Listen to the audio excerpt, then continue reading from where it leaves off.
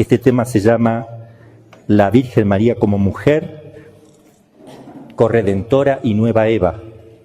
Una visión así simple y sencilla, rápida, sobre el tema. Y mañana vamos a hablar un poquito sobre el misterio de la Santísima Trinidad, la inhabitación trinitaria en el alma de la Santísima Virgen y en el alma de todos los hijos de Dios.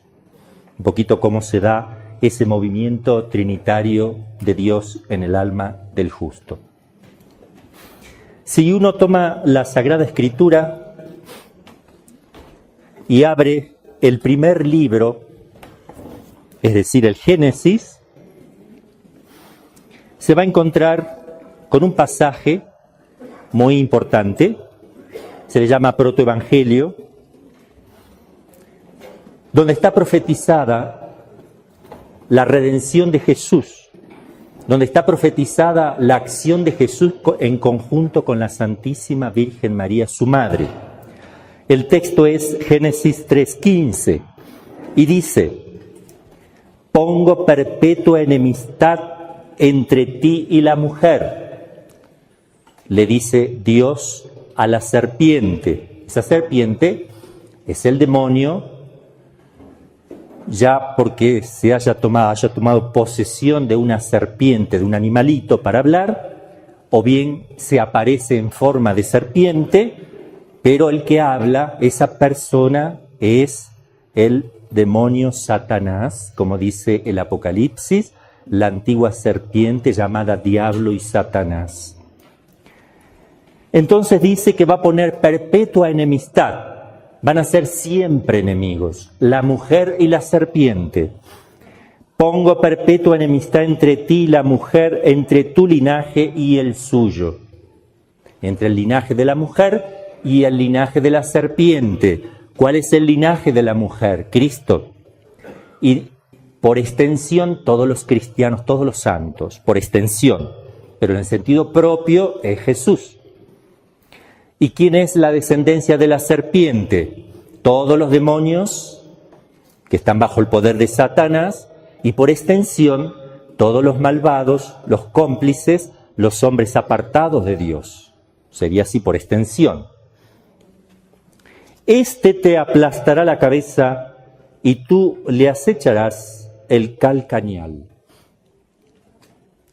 Acá hay que aclarar una cosa, porque dice esta es una traducción hecha en español, pero hay que ver qué dice la Vulgata. La Vulgata es una edición traducida al latín por San Jerónimo y está canonizada por la Iglesia en el sentido de las frases. No puede haber equivocación en esa traducción que hace San Jerónimo desde el momento que la Iglesia canoniza esa traducción. La Iglesia revisa, canoniza, el sentido no debe variar. Puede variar una palabrita que exprese con más precisión el mismo sentido.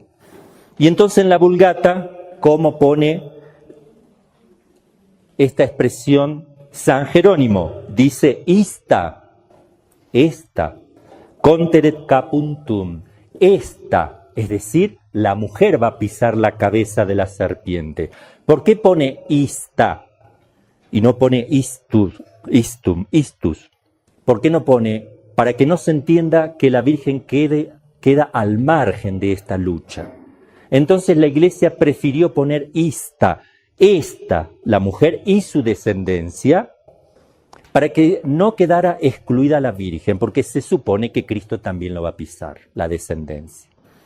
En la Neovulgata que manda hacer Juan Pablo II, se va a cambiar la palabrita para que la precisión sea mayor y se va a poner en neutro, istum. Esto pisará la cabeza de la serpiente, esto, tanto ella como ese niño. Esto es muy importante que lo entendamos, porque la Virgen está llamada a este combate. Entonces, desde el primer libro del Génesis, observemos, ¿cuál es el último libro del Génesis? Perdón, de la Biblia, Apocalipsis. Se abre con la mujer, aquí aparece la mujer y aparece la promesa de redención, aparece el combate. Capítulo 3. Y aquí en el capítulo 12 del Apocalipsis va a aparecer de vuelta la mujer misteriosa. Esta mujer, ¿quién va a escribir el Apocalipsis? San Juan, ya viejito. Escribe esas visiones, ve una mujer vestida de sol con la luna debajo de sus pies, una corona de 2 estrellas, y está encinta y grita de dolor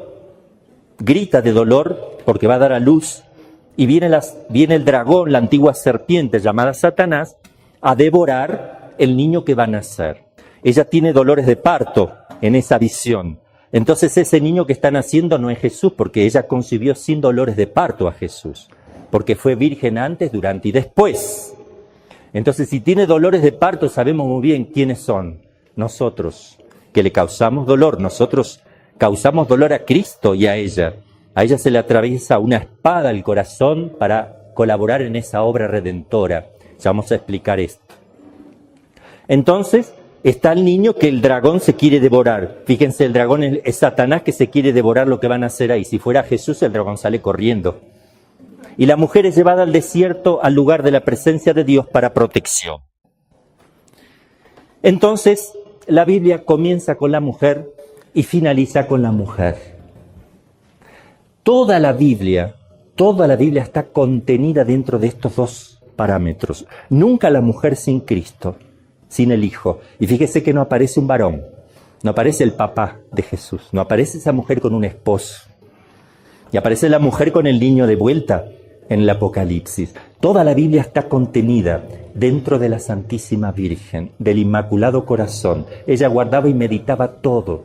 La Biblia no tiene sentido sin Cristo. Todo está apuntando a Cristo que va a venir, pero también a la Santísima Virgen. Donde se habla de Cristo, se habla de ella, directa o indirectamente.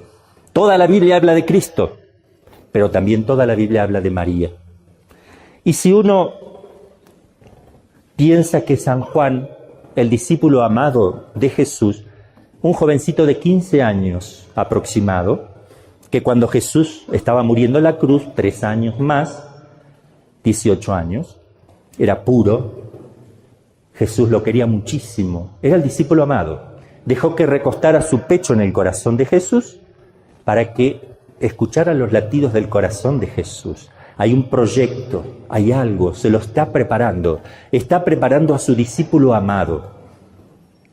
Y entonces, ¿para qué lo prepara? Porque después le va a dar que cuidara a su Santa Madre en la cruz, le va a pedir que la cuidara.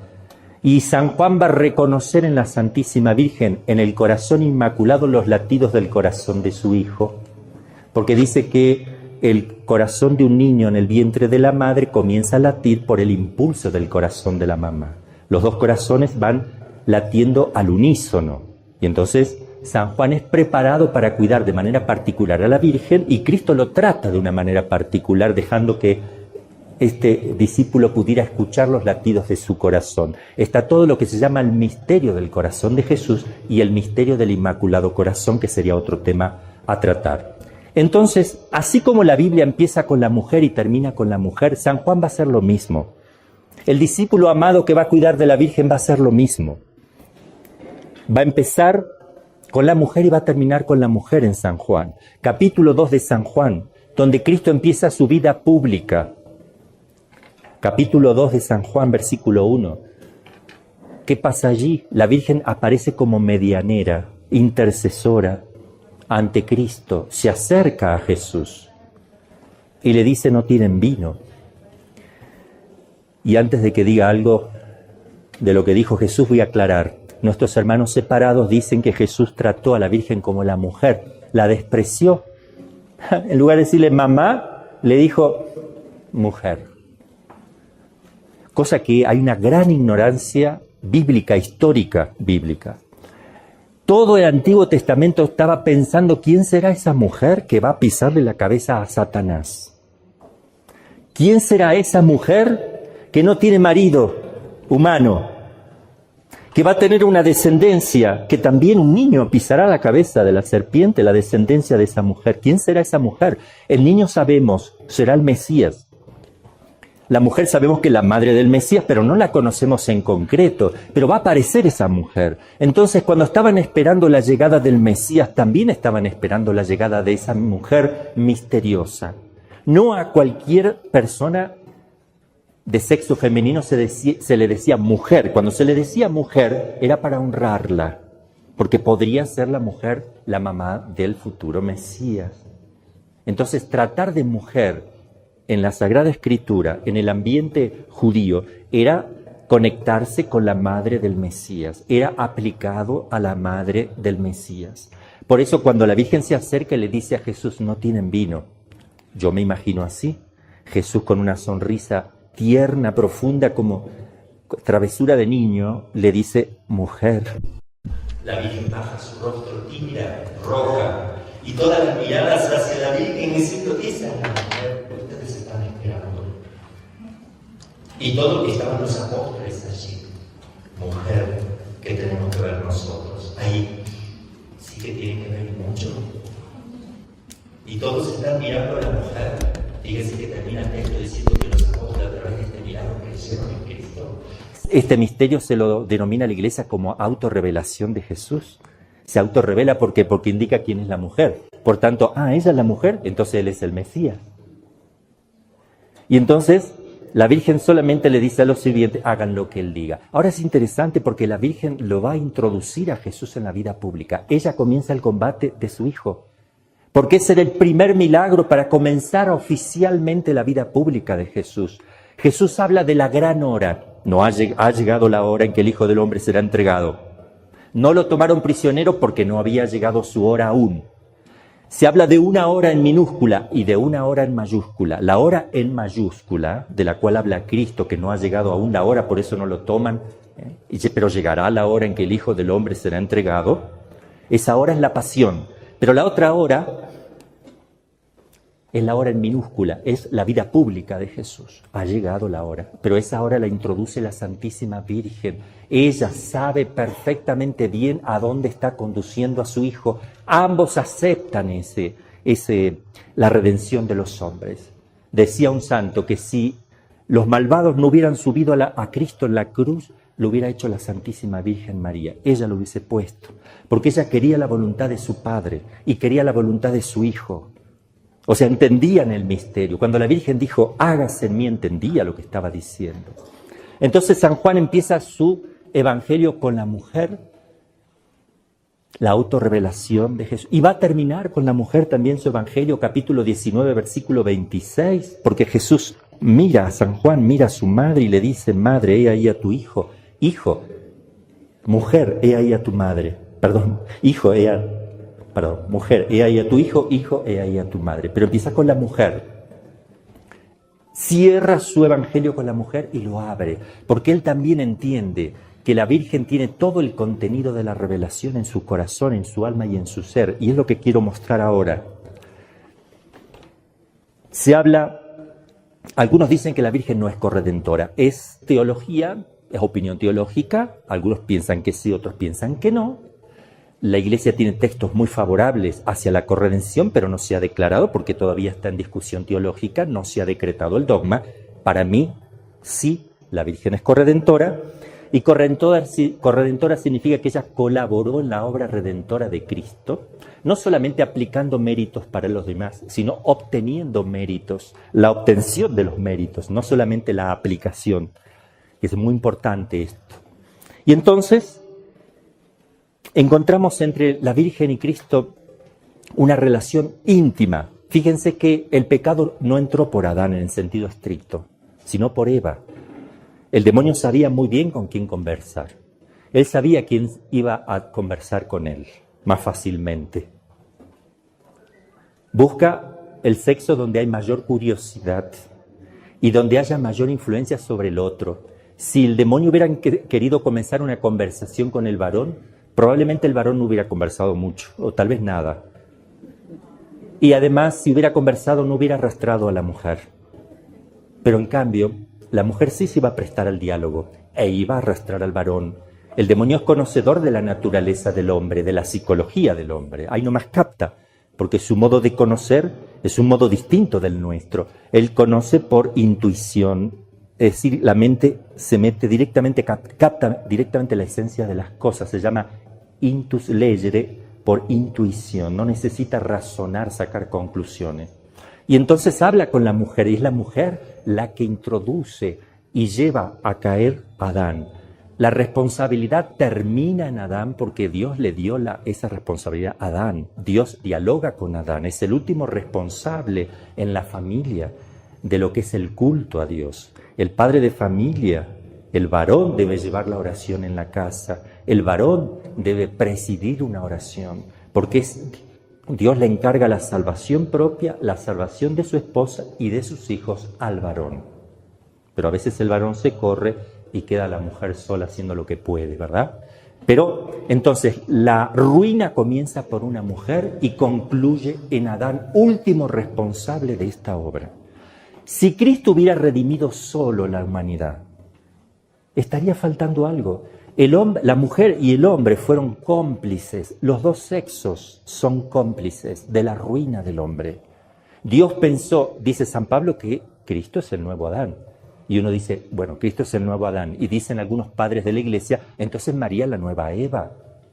Por eso que siempre la redención va a comenzar por la mujer. Así como empezó la ruina por la mujer, va a empezar la redención por la mujer. Siempre aparece ella primero, hasta tal punto que Dios en la anunciación le va a pedir permiso a esta criatura de 15 años, le va a pedir permiso para realizar la obra más grandiosa que existe, que sobrepasa la creación del universo. Lo que va a realizar aquí es mayor que la creación de todo el mundo entero. Se requiere mayor poder, porque estamos en el orden de la gracia. Y entonces le va a pedir a la Virgen el consentimiento.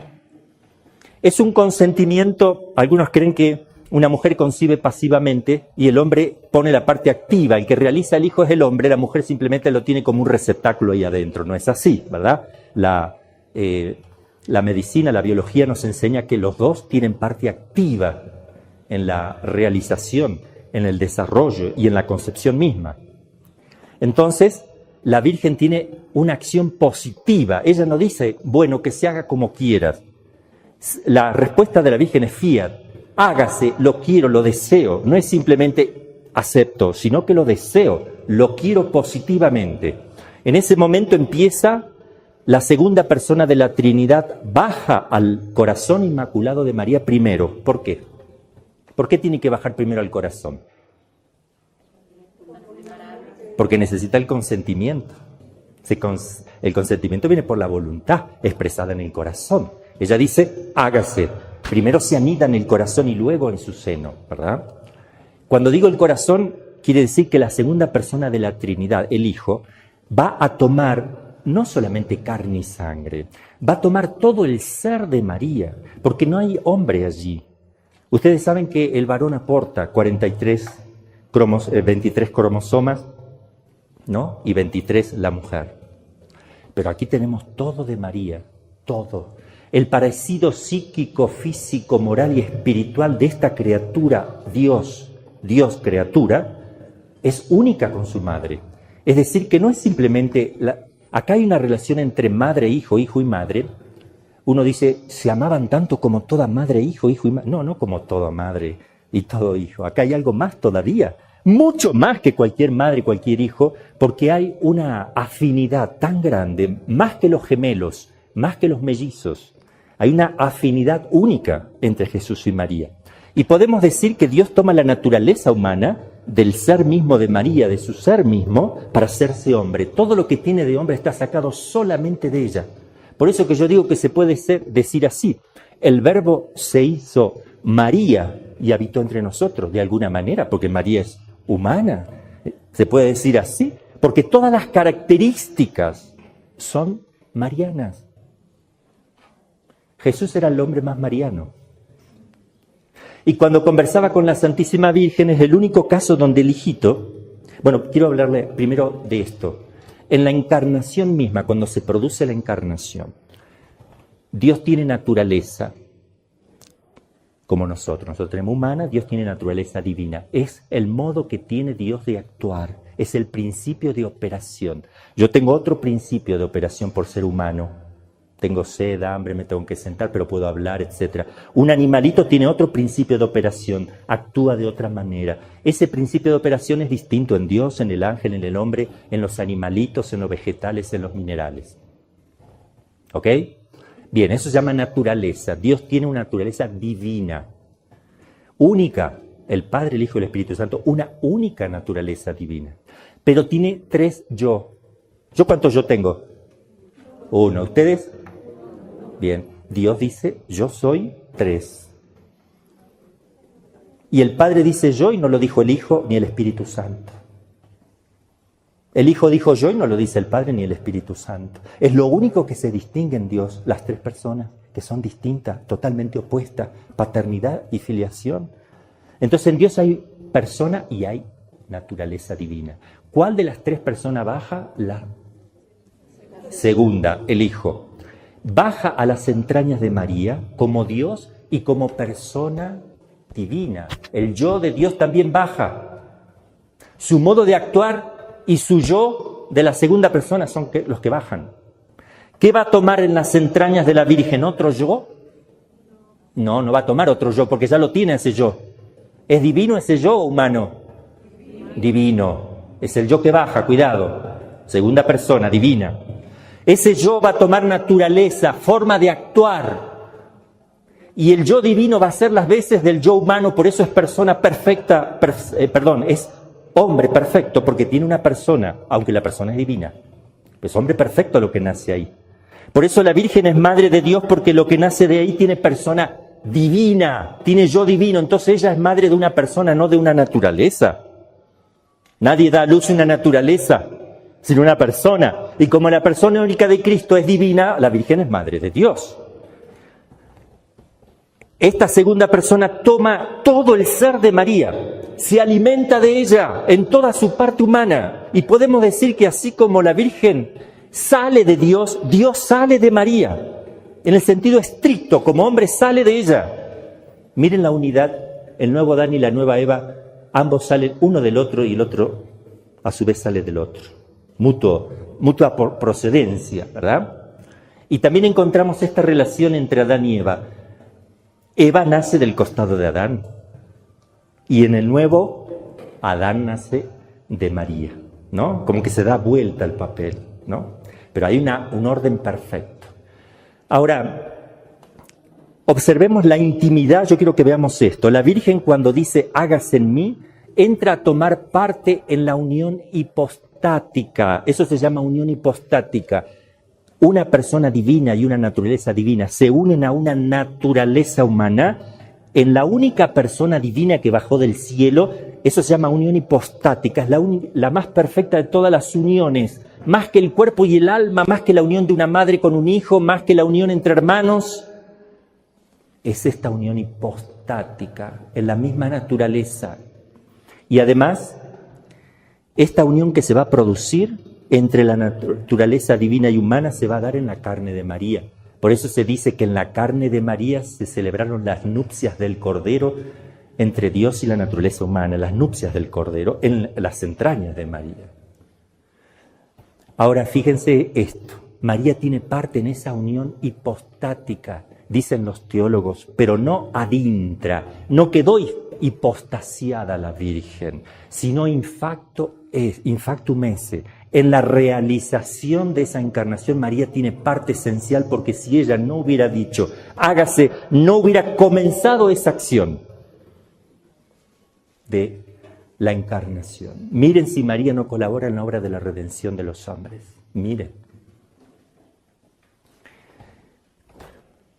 Y entonces hay acá una cosa hermosa, porque ese niñito que van a ser de la Virgen María, el nuevo Adán, que van a ser de esta nueva Eva, tiene un yo divino. Entonces pero tiene naturaleza humana también, como tiene naturaleza divina. Entonces tenía 2 entendimientos, uno divino, uno humano, porque como hombre tiene que tener una inteligencia y como Dios la tiene también. Tenía 2 voluntades, una humana y una divina. y tenía la parte de conocimiento sensitivo, los sentidos, los sentimientos y las pasiones solamente humano, porque Dios no tiene eso. Y entonces, cuando Jesús era muy pequeñito y se ponía a llorar porque tenía hambre, ¿quién lloraba? ¿Dios o el hombre? Acá se divide la cosa, ¿verdad? La naturaleza no puede llorar. Una naturaleza no existe si no tiene una persona, está algo abstracto. Tiene que llorar una persona. ¿Y cuál es la única persona que tenía Jesús? Divina. Entonces el que llora, ¿quién es? Dios. ¿Por qué llora Dios? Porque tiene naturaleza humana. Porque si no la tuviera no lloraría. Pero el que llora de hambre es Dios. Si no, no vamos a entender la redención. ¿Quién tambaleaba así cuando la Virgen quería hacerlo caminar y él trataba de caminar? ¿Quién se caía? Dios se caía porque tiene naturaleza humana. ¿Quién se hacía encima y la Virgen tenía que cambiarle los pañales?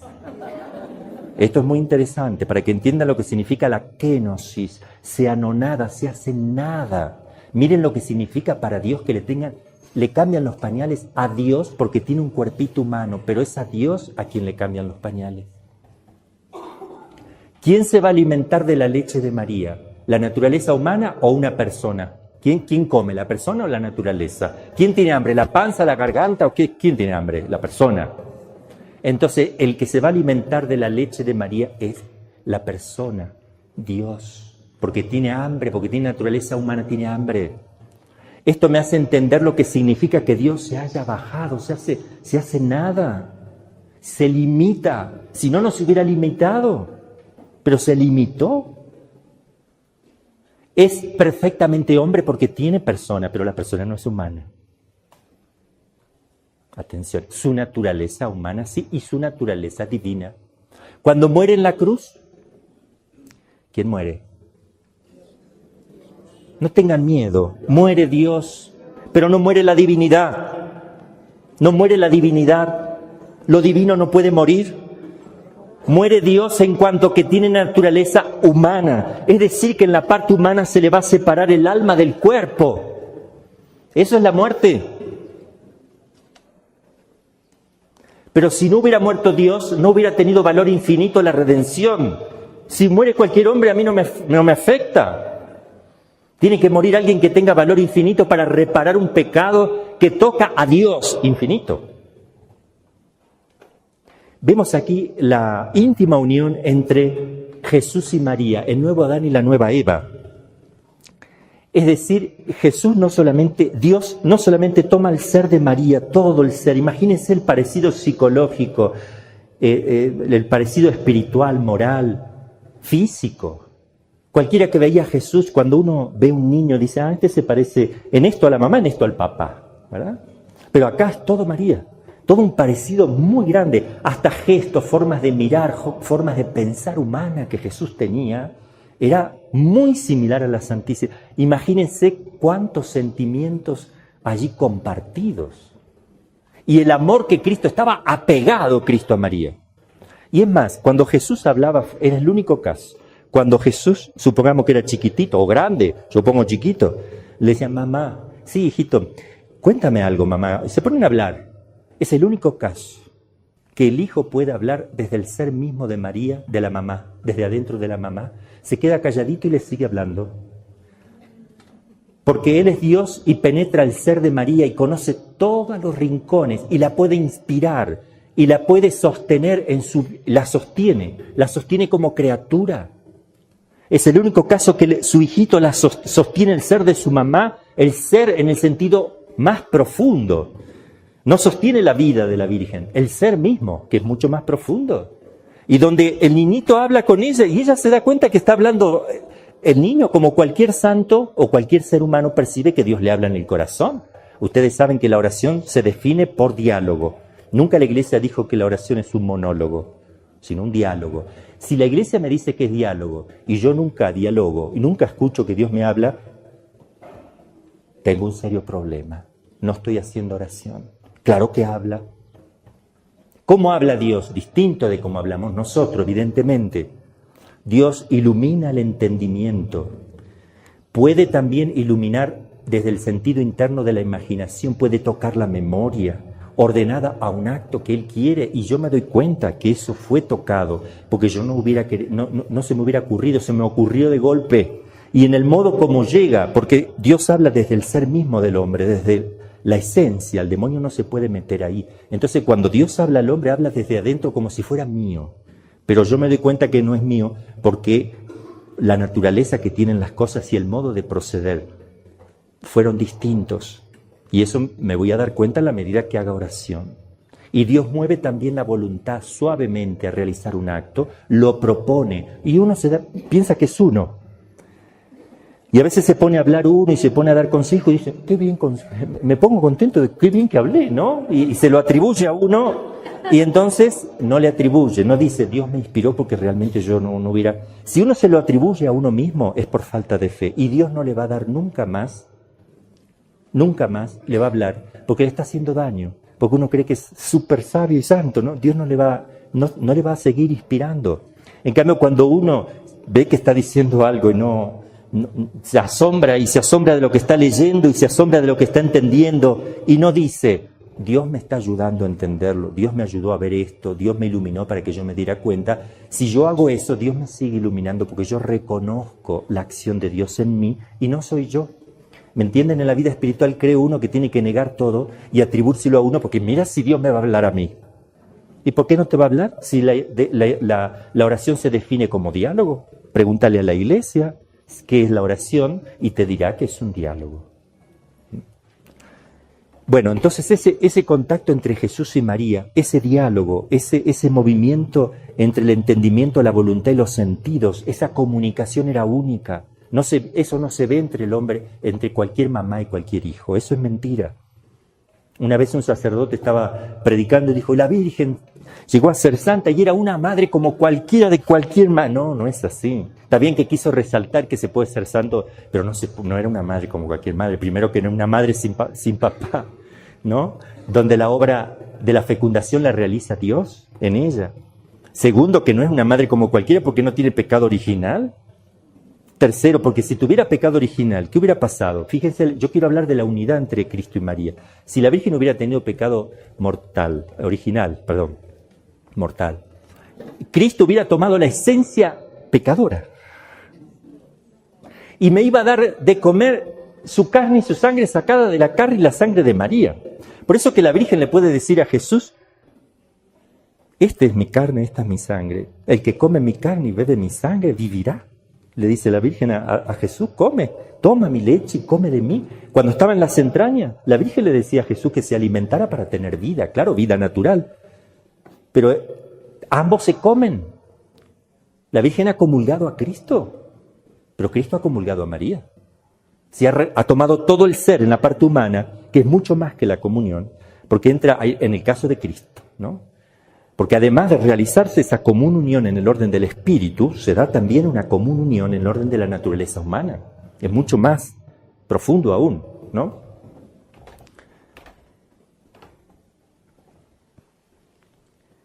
Vamos a hablar también, como decía San Luis María Griñón de Montfort en el numerito 296, lo esencial es lo interior, decía el padre, ¿no? Nos enseñaba eso. Lo esencial es lo interior. Imaginemos el interior de María. Nosotros somos una familia religiosa que intenta rescatar todo el tema del Inmaculado Corazón, que va a triunfar. Como lo dijo Jesús, la Virgen lo dijo en Fátima, mi hijo quiere establecer en el mundo la devoción a mi Inmaculado Corazón. Quien abrace esta devoción le prometo la salvación y serán queridas por Dios estas almas como flores puestas por mí para adornar su trono. Una promesa grandísima. Y dice, al final mi Inmaculado Corazón triunfará. Nosotros nos ponemos al servicio de ese triunfo del corazón inmaculado. Somos apóstoles, discípulos, al servicio que nos utilice como Jesús tenía sus apóstoles, discípulos y discípulas. Así nosotros queremos que la Virgen en estos tiempos tenga sus apóstoles, discípulos y discípulas al servicio del triunfo del Inmaculado Corazón. Y ese triunfo del Inmaculado Corazón, ¿qué es?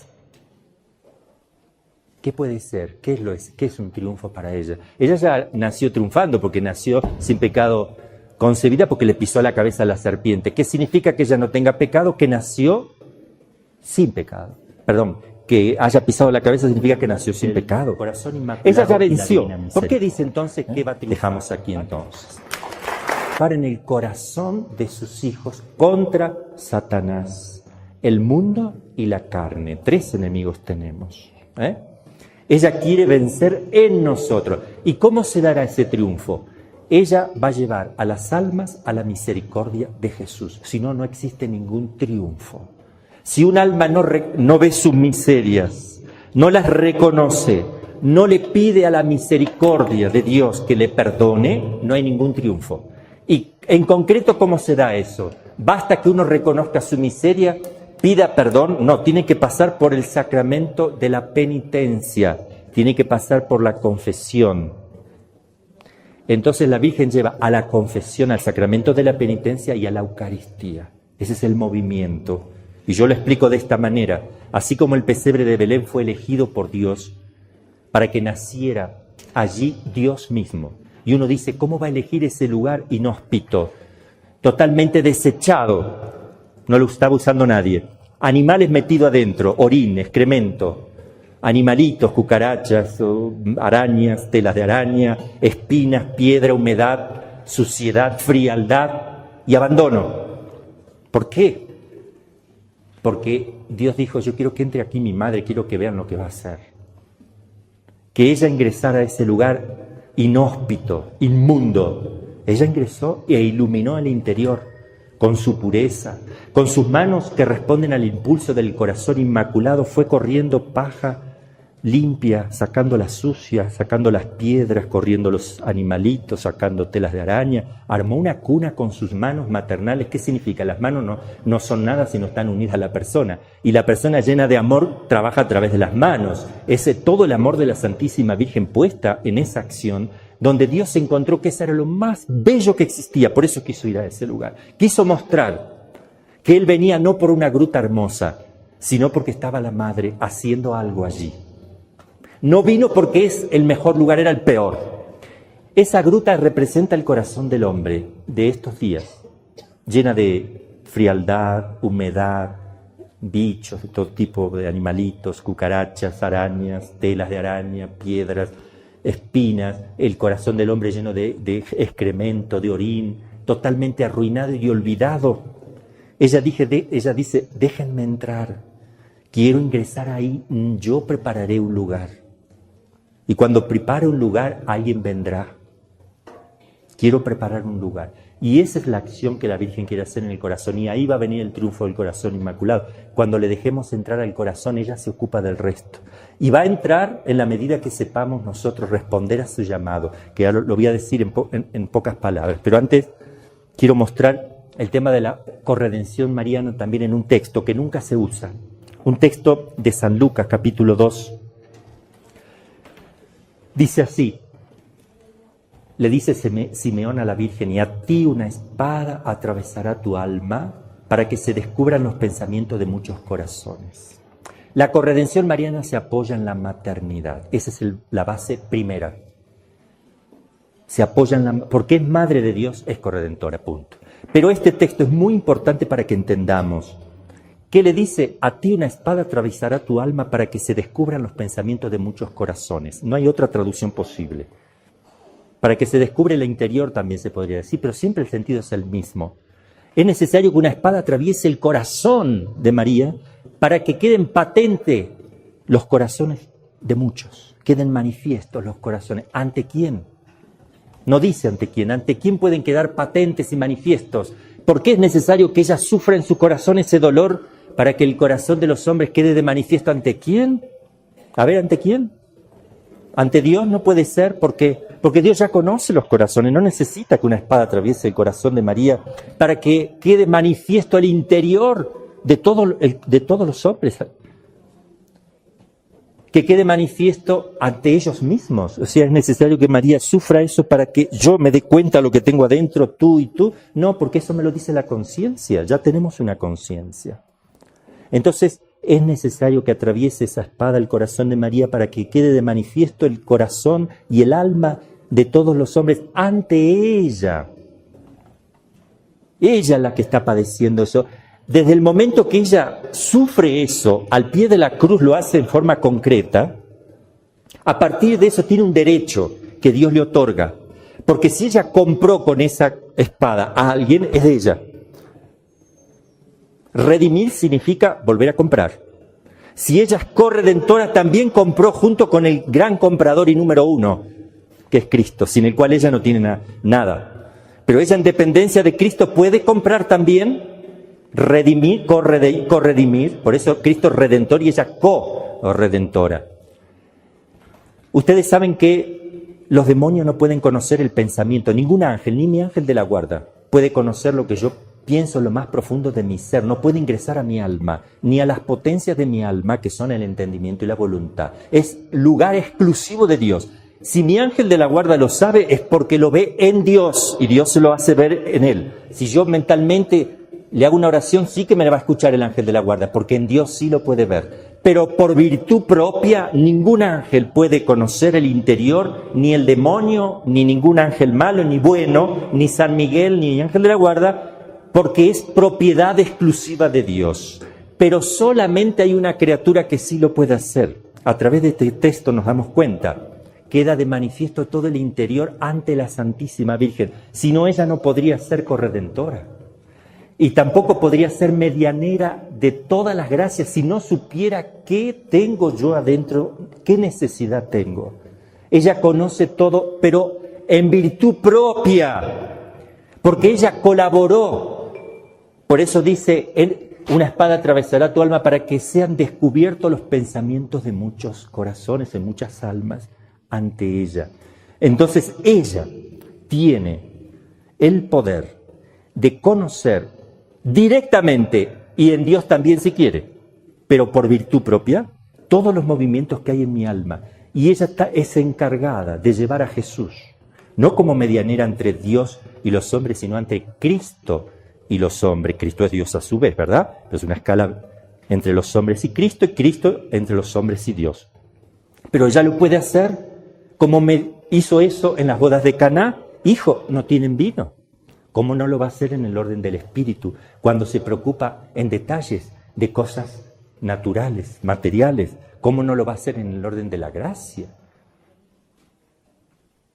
Tan grande. El próximo tema, mañana vamos a hablar de la Santísima Trinidad y cómo actúa en la Virgen y en nosotros. Pero es un tema hermosísimo este de la mediación, porque hay cosas aquí que se darían para hablar mucho tiempo. Quiero ya cerrar por la falta de tiempo, ¿verdad? Entonces, en Fátima, en Guadalupe y en el Apocalipsis, Virgen de Guadalupe, Fátima y el Apocalipsis, vamos a encontrar un elemento común, el sol. ¿Quién es el sol? Cristo que nace de lo alto, el sol que vendrá, el sol que nace de lo alto. Es Cristo, la Biblia es Cristo. Y el sol aparece en la Virgen de Guadalupe porque ella viene anunciando la primera venida porque está encinta, y detrás está como queriendo tapar la segunda venida de Jesús, que es imposible taparlo, y sale todo el rayo, pero viene detrás de ella. Ella va a preparar la segunda venida de Jesús. Y en la primera lo trae, en la segunda lo prepara. Y vendrá de otra manera. Vemos que el sol es lo que está allí, de alguna manera como protagonizando, y Jesús en su primera venida. ¿Qué tiene que ver esto con el Apocalipsis? Así lo describe San Juan, la mujer vestida de sol, que prepara la segunda venida de Jesús. ¿Y qué tiene que ver esto con Fátima? Ustedes saben, todas las advocaciones, todas, tienen vestiditos distintos, porque se aparecen en lugares distintos, en épocas distintas y para dar mensajes distintos. Pero siempre la Madre de Dios, ¿verdad? La misma Virgen María. Pero hay algo que tiene en común todas las apariciones: el corazón, su persona. Y todo su ser es el mismo. El corazón es el mismo. Cuando la Virgen de Guadalupe se presenta mostrando toda la tilma maravillosa donde se han convertido tantos miles de personas solo por ver su exterior, imagínense, ya es el momento de empezar a entrar al corazón de María, a descubrir riquezas. Lo que ella guardaba y meditaba en su corazón son todos los misterios de la vida de Jesús. Pero es el momento de entrar en el corazón. Esta misma Virgen de Guadalupe es la que se va a aparecer en Fátima. La misma, con otra ropita, y va a hablar del corazón inmaculado. Y aparece el sol. ¿Cuál fue el milagro de Fátima para que todos creyeran? 70.000 personas mojándose. El milagro del sol. ¿Qué vieron? Que se movía lleno de colores de un lado para el otro y se les venía encima y pedían perdón de sus pecados. Eso estaba anunciando que Cristo vendrá, segunda venida. Y el sol, elemento característico, Apocalipsis, Guadalupe, Fátima, el sol, como Cristo. O sea, la Virgen no puede estar sin Cristo. Y ahí tenemos el sol, que es Cristo. Ahora, dicen que se secó inmediatamente todo lo que estaba mojado, se curaron muchas personas, se convirtieron muchísimos ateos y gente que venía a burlarse también. Un gran milagro en Fátima, el Papa lo ve desde el Vaticano, ese milagro, que acuérdense que la Virgen de Fátima no es una aparición cualquiera, como tampoco la de Guadalupe, la de Lourdes, son apariciones que tienen el crédito de la Iglesia, porque la Iglesia ha tomado eso, lo ha introducido en la liturgia. En la liturgia se reza el corazón inmaculado, se reza Nuestra Señora de Fátima, hay iglesias, hay textos litúrgicos, el Papa, todos los papas han consagrado el corazón inmaculado, aunque no todos lo hicieron bien, pero todos respondieron a esa petición, pedido por Lucía y la Virgen de Fátima a través de ella, y han ido a Fátima, han reconocido públicamente, hasta el Papa Juan Pablo II permite que el prefecto, futuro Papa, Ratzinger, de la doctrina de la fe, prefecto de la doctrina de la fe, leyera el tercer secreto, cosa que no se hace con ninguna aparición de andar leyendo los secretos, porque son revelaciones privadas. Pero acá tiene una connotación más universal, de la Iglesia universal. Sigue siendo revelación privada, pero ya tiene, digamos, el apoyo, el aval, y ya es toca lo temerario, digamos, negar esas apariciones donde ya se mete en la liturgia de la Iglesia y la Iglesia lo introduce, ¿verdad? Bueno, voy a dejar aquí porque mañana quiero hablar un poco de esa relación de la Santísima Trinidad con la Virgen y un poquito voy a hablar del corazón inmaculado y la Divina Misericordia. Dejamos aquí entonces.